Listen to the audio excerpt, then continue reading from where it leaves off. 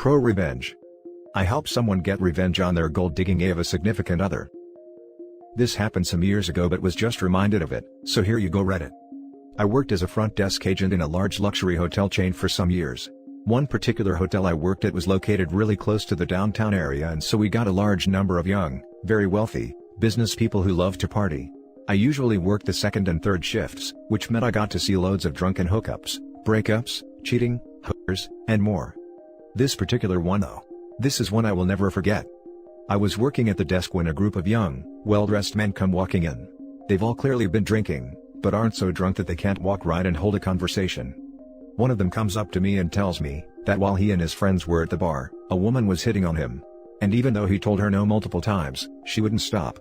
So, he and his friends left, and it wasn't until they got in the Uber that he realized he didn't have his room key anymore. He thinks she took it and he's concerned that she may come up to his room. He asked that I deactivate his keys, and if she does come up to the hotel, to not let her in. When he was telling me all of this, it didn't sit right with me. He and his friends were all grinning about it and snickering amongst one another. Then he gave a clear description of her, without being asked. Told me height, body shape, hair color, and style, the kind of dress she was wearing. All while saying it in a mocking tone. Now, this could have easily been because he thought the whole thing was ridiculous, or was too drunk to take it seriously, but it really didn't sound right to me. Either way, I did as I was trained in that situation. I pulled up his reservation, deactivated the keys as requested, made him menu set when he showed me his ID, and even offered to move him to a new room if that would make him feel more comfortable. He and his buddies all laughed a little at that and he declined, took the keys and they went to their room. About an hour or so later, the woman he described showed up. Now, by this point, my relief for the night had also shown up and was sitting at the front desk while I was in the back office counting down my cash drawer. I hadn't had a chance to tell him about the woman. Just as I'm walking out of the back office with my bag and about to leave, I see my coworker buzz the doors open and the woman comes rushing in, cuts through the lobby and down the hall to the elevators. She was barefoot, holding her heels in her hands, and knew exactly where she was going. I rushed up to him and told him what the man from before had told me about her. My coworker looked at me confused. He then pointed to the screen that had the reservation pulled up, and told me that when the woman arrived, she went to use the room keys and they didn't work. So, he asked for her room number and last name. She gave both and her name is on the reservation. I looked at the reservation and down in the notes, there was a woman's name listed. The man from before was listed as the primary, but her name was listed as secondary with his consent to be in the room. I was confused. I thought maybe she wasn't the same woman he was talking about. But, to be on the safe side, I called the man in his room and told him the situation, and that we allowed a woman fitting that description he gave, to enter the building because she confirmed her name was on the room. He laughed, said he forgot her name was on the room and asked that I remove it. I was now super confused. I asked to make sure. Me, sir, just to be clear, the woman you met at the bar tonight was with you at check-in hours ago and was allowed keys then, but now she is not? Him, laughs to all his friends in the room. Aww. Guys, I confused the poor girl. Gets back on the phone with me. Yeah, sweetheart, she's banned from the room. Don't worry about the other details, just take her name off. Me, I see. Then, if she isn't going to be on the room anymore, would you like us to call the police and have her removed from the property? Him, ha ha ha, whoa. That's too far there. Don't worry, she'll get the hint soon enough. We ended the call there and I got really suspicious of this. I told my coworker to not do anything, and that I was going to stick around for a bit to see if anything happened. A short time later the woman came off the elevator, pouring tears, sobbing while on the phone with someone. She sat down in our lobby and my coworker and I tried to look busy while eavesdropping hard on her phone call. She was sobbing on the phone to her mom and sister. From what she told them, she was invited out to spend the week with her boyfriend, meeting all of his old college buddies. This being their first night, they all met up for dinner and drinks. After a bit, she went to the restroom and when she came back, she caught her boyfriend hitting on another woman. His friends all bet that he wouldn't do it. When she confronted him pissed off, he called her a bunch of names and humiliated her in front of his friends and the entire bar. All of his friends joined in on mocking her, and he threw in her face that she was nothing without him and dumped her right there. He and his friends then took an Uber back and left her stranded at the bar, with no money and no way back. She then had to use her phone's GPS and walk back to the hotel from the bar, barefoot, she had heels, and walking 2 miles in those was not going to cut it. She was asking her mom and sister for help, as he wouldn't let her in the room to get her luggage or her wallet. My heart broke. I felt horrible. I helped this guy treat this poor woman like crap and now he and all his friends were up there laughing at her, while she's sitting in our lobby sobbing and with nothing. I went over to our snacks area in the lobby, grabbed her a bottled water, and brought it to her. I told her that I couldn't help, but overheard the conversation and was very sorry for her situation, and asked if she would like us to help.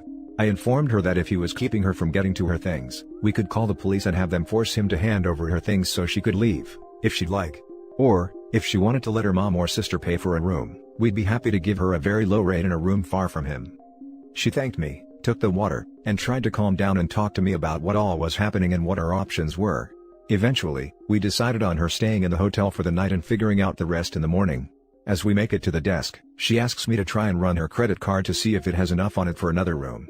I ask her what she means by another room, and she tells me that she's actually paying for the room he's in. That his name is on the room because he booked it, but it's her card paying for everything. This intrigued me. I asked why she was paying for the room if it was in his name. She told me that she's the one with a job, not him. That he hasn't been able to find a job in his field since graduating from college and is essentially living off of his parents' money. But just after they started dating, his parents cut him off, so he's been living off of her money. That's why she was so upset and confused by how he had been acting all night. He was sweet and doing everything for her back home, but since he met up with his friends, he did a 180 and hasn't been the same guy the entire time. I wanted to tell her that it was obvious he was using her for the money, and that he would probably blame his friends for all of this and try to get back with her later on. But I doubted she would have listened to me, or cared for a complete stranger to butt in on her personal life like that. So instead, I offered up a sweet piece of revenge. I informed her that, considering she's the one paying for the room, if she can confirm that it is her card on file with some sort of photo ID, and verify the last 4 digits of the card number, that's honestly all this hotel company required, then she could, if she wanted to, kick him out of the room and keep it all to herself. But, considering how poorly her night has been, if she were indeed able to prove she is the one paying for the room, then I'd be more than happy to provide for her the biggest luxury upgrade we offered at our property. Largest suite we had, full hotel amenity access. I'd even have my coworker fish out a bottle of champagne, and some fresh strawberries for her to have sent to her room. All free of charge. She was taken aback by the offer and was very sincerely tempted. She looked like she was about to say no. Then I told her that since she would be upgrading her room, that would require moving her things from that room and into her new one. Which means, the room that she is currently listed in would need to be vacated immediately. If anyone were to remain in the room after we have demanded it be vacated, we are required to have them escorted off the property or they pay for the room. Their choice. She then thought about it, pulled up her card's banking app and showed me the screen. It had a photo of her, her full name, the card's full number, and the hold from our hotel for the room. She asked if that worked. It was good enough for me. I quickly upgraded her, moved everything over in the system, and before I could say a word to my coworker, he was already grabbing a set of master keys, a bell card, and was asking her what her luggage looked like since he would be the one retrieving it for her to deliver to her room. He didn't want her to have to deal with her ex again. She smiled and told him which ones were hers, and that she hadn't unpacked yet. My coworker runs down to the elevators and up to fetch her things, while I make her a new set of keys and send her off to her new room. Once she's on the elevator, my phone at the desk starts ringing. It's the ex-boyfriend, and he's very angry about why my coworker has entered the room and is taking her things. I calmly explain that I cannot give out the private information of any of our guests, and that if he would like to remain in his room, he will need to pay for it as there is no longer a method of payment on his room. He blew up. He's making a ton of demands and at the same time yelling at my coworker to stop what he's doing, but it's obvious from the way he's yelling at him that my coworker isn't listening to him. I can even hear the guy's friends telling him to chill out and just pay for the room. I then explain that we will give him a courtesy 10 minutes to make a decision. At which point, if he doesn't have payment ready, then he must vacate the building or we will be forced to call the authorities and have him evicted. He continues to yell at me. He screams, swears, threatens, and yells for a solid minute before taking a breath. I then tell him he has 9 minutes remaining, and asks if he has come to a decision yet. He hangs up on me. 9 minutes later I call the room and he doesn't answer. I call again, no answer. I call a third time, he picks up, then immediately hangs up. I call the police and tell them what's going on, and they said they're on their way. The officers arrive, I tell them what's going on, we go up to the room together and the man and his friends are all white as ghosts when they see the cops. The cops explain to the ex-boyfriend and his friends that they're being evicted. The ex-boyfriend starts trying to talk to me, but the cops stop him and tell him to only talk to them. I told him about his attitude on the phone before.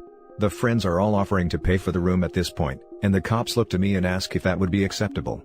I smile very sweetly and say no, and the cops nod and start rushing all of the guys to grab their things and leave the room. The ex-boyfriend is the last one out the door carrying his 2 bags, and complaining that he isn't even given a luggage card and has to carry his own things. His friends all look pissed at him. I go with the officers to escort all of them out of the building and run into my coworker in the lobby. He waits until they're all outside in the parking lot to tell me that the woman is in her new room, loves it, and said no to the champagne, she just wanted to sleep. I didn't get to see her before she left town the next day, but the ex-boyfriend did try calling our hotel to complain a number of times, and even tried leaving some bad reviews of us online and lied through all of it. I hope she doesn't have to ever deal with him again. Edit, wanted to address some things you guys brought up in the comments. 1. I have no idea why she didn't use Uber instead of walking, probably due to the distress of the moment and didn't think of it. Honestly, if you're ever in that situation, despite being publicly humiliated like that, ask the staff for help. Either they think of something you're too panicked to think of, or they'll be nice and pay for an Uber for you. I've done it for people plenty when working in hotels. There's no shame in asking for help. 2. The credit card company is Capital One. I wasn't going to mention it since some subs immediately flag your story for listing major company names and didn't want to fuss with that. But yeah, their app lets you post a picture on your profile and, on most banking and credit card apps, you are able to pull up the full card number by clicking on the account information. Yes, technically I shouldn't have accepted this as a form of ID, however, given how crappy her night was, I didn't care. Now for some comments. What a despicable little man. Great work. Silly man, the bros before whose rule doesn't apply when she is the one paying for your life. Something about biting the hand that feeds you. I love you so much, you are amazing at your job. And even though the poor girl was treated so badly, you were there to give her compassion when she needed it. Kudos to you, and the boyfriend was such a gold-digging a-hat, you gave him the karma people who deserve it wait years for. Lovely revenge, BF should have thought this whole thing through before trying to ghost her. And that's it for this video guys, if you have thoughts to share, leave a comment below. Don't forget to hit like and subscribe if you like this content. I'll catch you in the next one. Good day everyone.